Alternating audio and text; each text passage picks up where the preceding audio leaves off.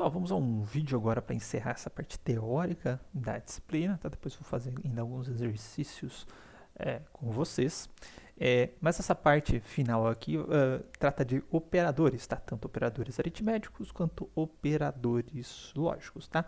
E para poder ilustrar algumas situações, eu vou fazer o seguinte, eu vou criar uma nova aplicação Java, tá? Então, public, deixa eu ampliar aqui, public class, chamar de operadores, public static void main string args. Vou salvar esse cara aqui então como operadores.java. E a gente vai colocar algumas situações envolvendo operadores. Obviamente que a soma é muito simples, né? A gente já viu no exercício anterior, então vou colocar aqui valor 1 igual a 5, int valor 2 igual a 10, int resultado igual valor 1 mais valor 2, tá? E aí vou dar um system out print ln no meu resultado, tá? Resultado, dois pontos, mais resultado, desculpa, falta ponto e vírgula,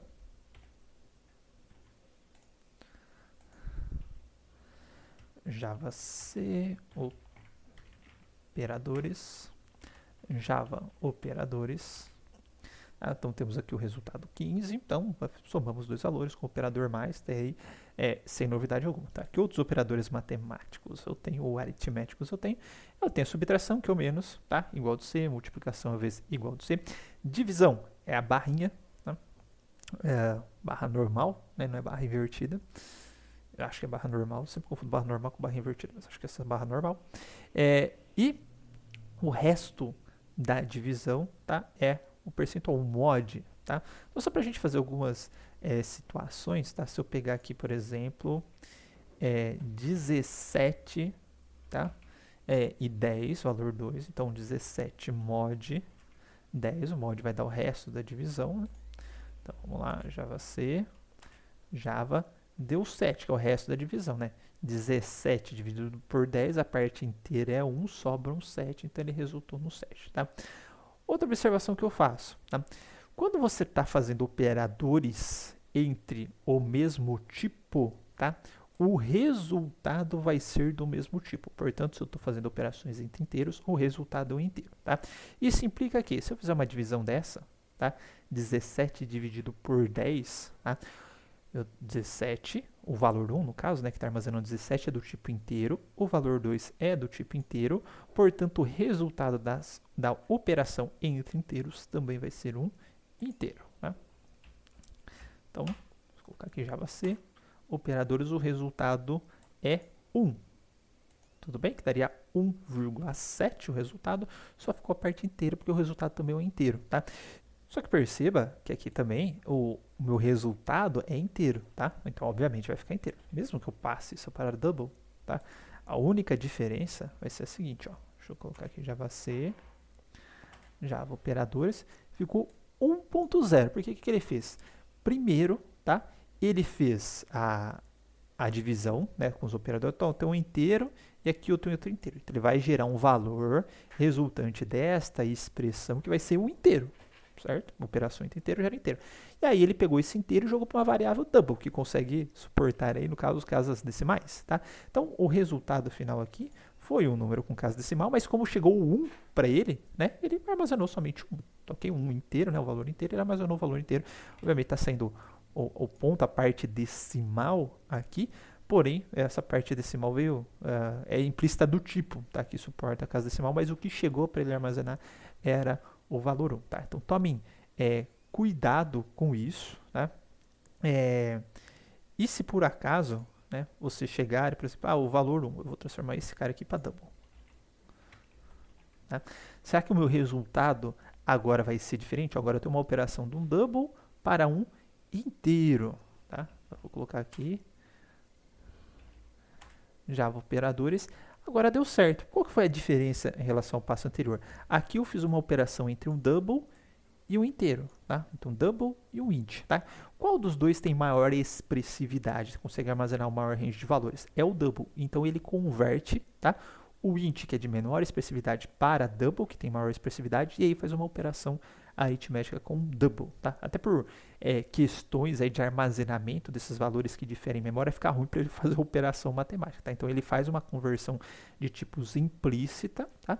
E já para ele conseguir fazer a operação. No caso, a conversão implícita é para o tipo de maior expressividade envolvido na operação. Não se preocupe que a gente detalha isso mais para frente, mas só ilustrando uma situação que pode acontecer no programa de vocês, tá? Então, esses são os operadores matemáticos, tá?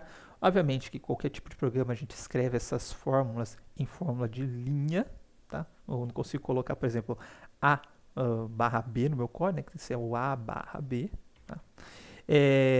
A gente pode utilizar os parênteses, né? Para dar maior precedência na operação. Então, aquilo que tiver com parênteses ou entre parênteses vai ser processado primeiro, tá? Mesmo que a precedência do operador seja maior. Então, por exemplo, a gente vai ver aqui que a multiplicação ela tem uma precedência maior que a soma, tá? Então, tecnicamente, se não tem parênteses na minha soma, a multiplicação ela é feita antes, tá? Como aqui tem os parênteses, tá?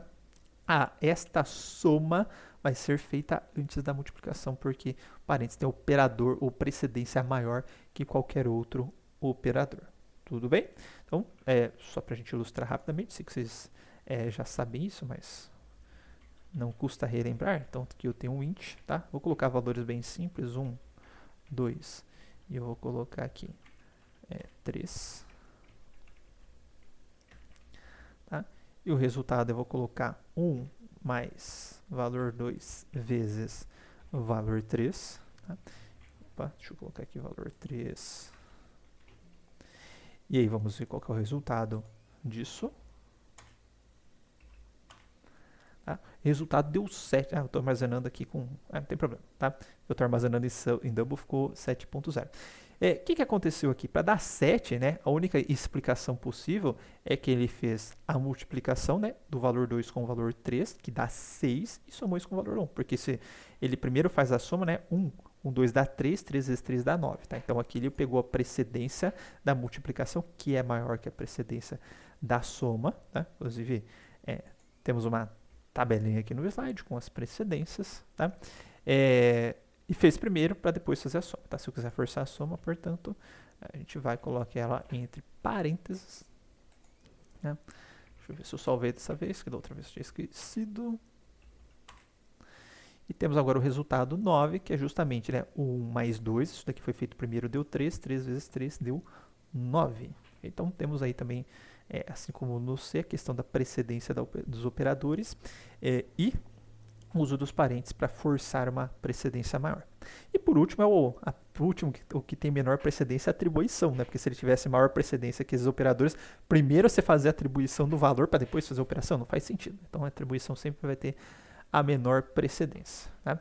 Eu vou colocando exemplinhos, né? Mas acho que vocês já sabem, né? Como pegar uma expressão matemática e transformá-la, né? Numa linha reta de programação. Então, como eu tenho que fazer inteiramente a parte de cima, né? E depois dividir por valor. Se eu tivesse só as somas e o E barra 5, ele faria o E barra 5 primeiro. Então, a gente tem que forçar a precedência para ele fazer essa parte, depois essa parte aqui. Ok? Bom, além disso, tá, durante a programação, não só a gente vai fazer operações, tá, aritméticas, quanto a gente vai ter que utilizar operadores para fazer verificações, para analisar condições. E nesse caso, entre os operadores de igualdade e os operadores relacionais. Operadores de igualdade, eles verificam se duas variáveis ou objetos, né, as variáveis a gente vai tratar mais para frente de tipos primitivos, se elas são iguais ou se elas são diferentes, tá? E operadores relacionais, então tem relação de ordem, tá? Se um é maior que o outro, um é menor que o outro é maior ou igual ao outro, e assim por diante, tá? Todos esses operadores relacionais, eles têm o mesmo nível de precedência, portanto, aquele que aparecer primeiro vai ser feito dentro de uma expressão que tenha mais de um operador, tá? Relacional. O mesmo vale para os operadores de igualdade. Porém, os operadores de igualdade têm precedência mais baixa que os operadores relacionais.